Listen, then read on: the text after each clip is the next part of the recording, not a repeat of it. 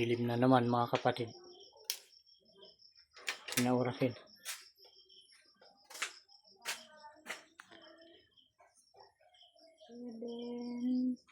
40. Alas 7:40 ng gabi. Gabi na mga kapatid. Ayan.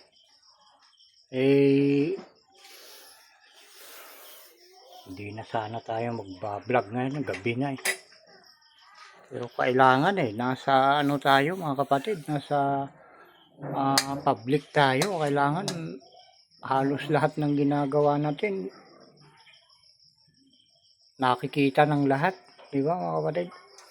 Para malaman ng buong nanonood na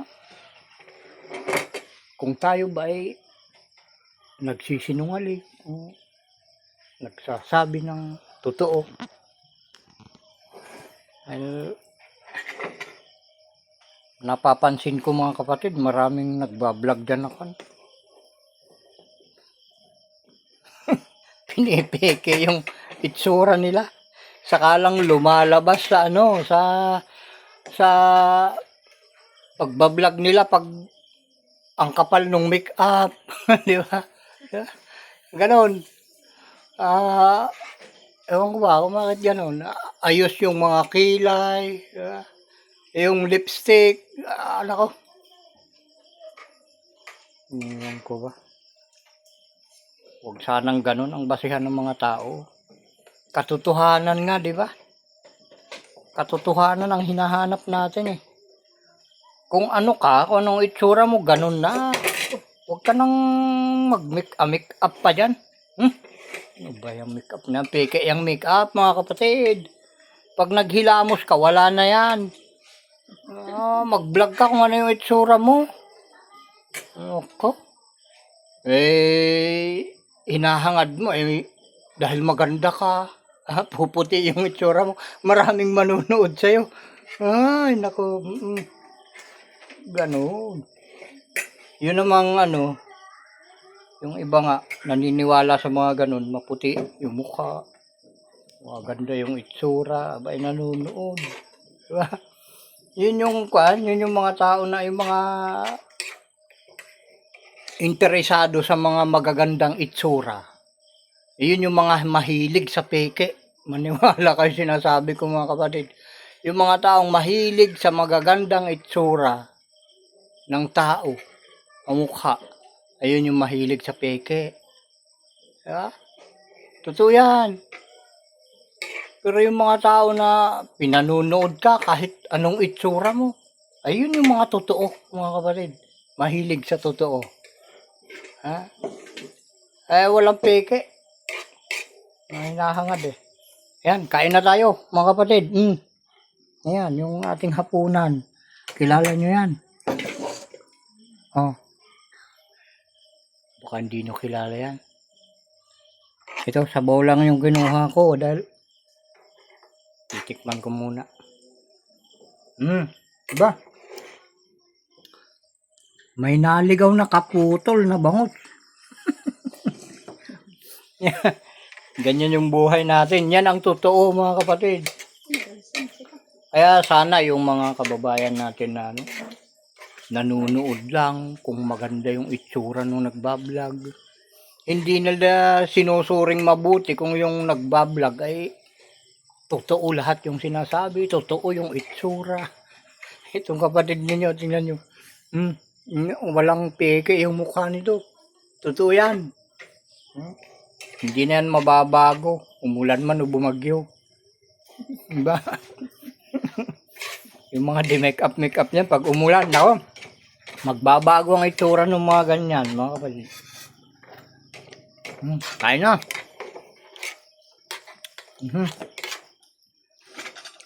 Kuha tayo ng kan. Ito. Puso ito mga kapatid. Ito palang puso ay maraming luto.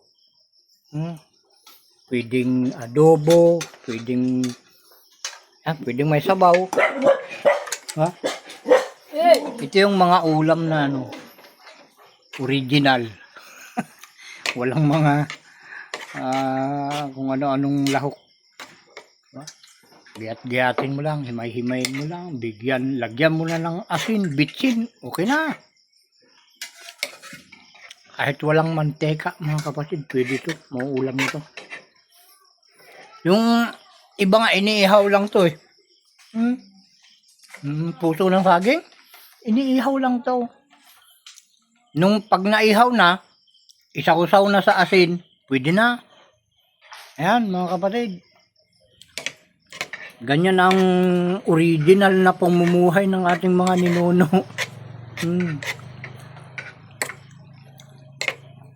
Ayan, pag nakaranas ka ng pagyaman kasi marami ka nang hinahangad eh. Yung mga, ang tawag doon, yung burger, chowking, ano pa yon, yung ang tawag doon, yung mga chicken joy na yan, ang tawag pa nung isa, mayroon pang panda, kung ano na, Panganan? yung Inasal, tapos kwa. Meron pa. mga inasal na yan. Yeah. Nako, mga kapatid, natikman ko na rin yung mga ganun dahil mahilig yung bakong mga anak sa ganun eh. Kaya natitikman ko. Pero hindi ko maipagpapalit yung mga ganito, mga kapatid. Dahil ito eh, alam mo eh. Luto mo yan eh. Alam mo kung ano yung ricado niyan. Ha? Pag sinabing original, ay tunay na ikaw ang gumawa, mga kapatid. Jollibee. May Jollibee pa daw. Ay nako. Mga kwan lang yan, mga kapatid. Arte sa buhay. Ayan, may salot na naman.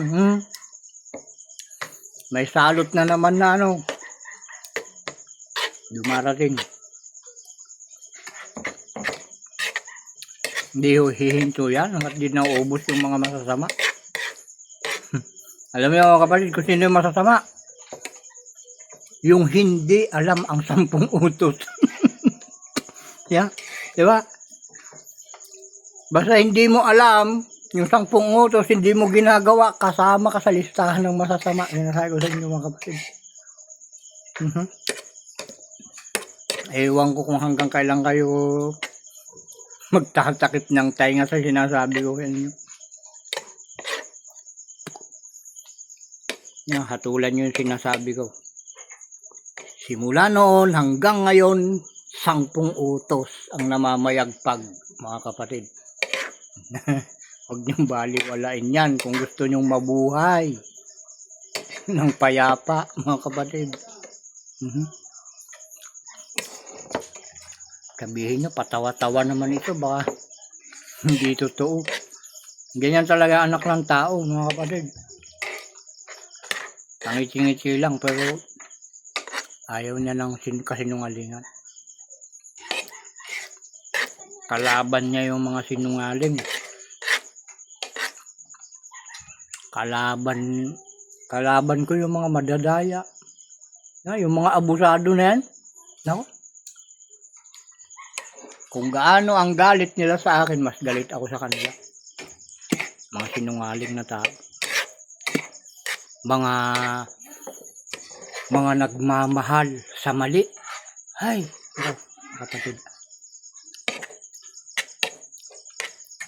Sabi sa Ilocano, puor di kararwak lagi ta.